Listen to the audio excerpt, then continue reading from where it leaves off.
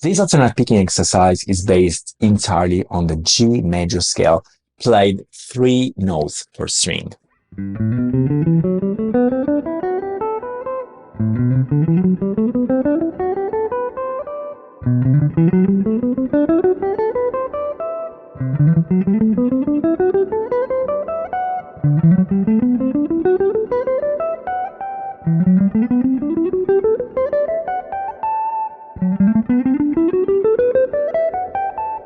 The reason why I chose this type of scale is because it makes everything symmetric. And in particular, everything is based on what we call mini patterns. So, for example, we take groups of 2 strings only. In this case, for example, we start from the group 4th and 3rd string. And let's assume that we start from here. We always have combinations of 6 notes distributed on 2 different strings. So, for example, and we can shift these mini patterns back and forth along the scale.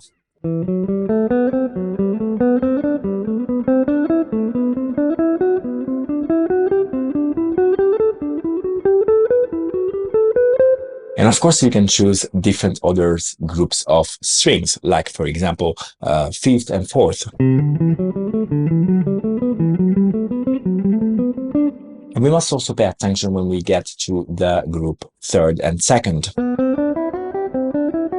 Simply because we will have not so much symmetric fingerings like we had before. But in general, since guitar is most of the times very, very symmetric, we can use the same principle along all the entire neck and for each group of strings. So I advise you to explore these possibilities. Of course, the very good advantage of this principle is that we select groups of 2 strings, and always we have the same mini patterns if we go to 1 string only. So for example, we have 1, 2, 4 with the spacing between the middle and the pinky, and then we have 1, 3, 4 with the spacing between the index and the ring, and 1, 2, 4 with the spacing between the index and the middle and the pinky. So we always have,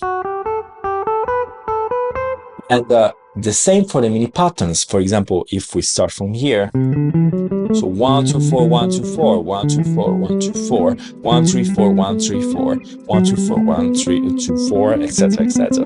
And we can repeat the same for the other groups of strings. So these mini patterns can be incredibly useful to study alternate picking. And I composed this exercise using this concept. So what we do right now is playing the exercise. I suggest you to start very slow. I will start the exercise at around 60 BPM, and I will increase little by little the speed till 210. So the first golden rule is trying to be very relaxed. If you want to synchronize perfectly the left and the right hand, you must be absolutely relaxed in all your entire body. The second golden rule is using the wrist as a pivot point. Don't use on the entire arm, but try to use the wrist as your pivot point.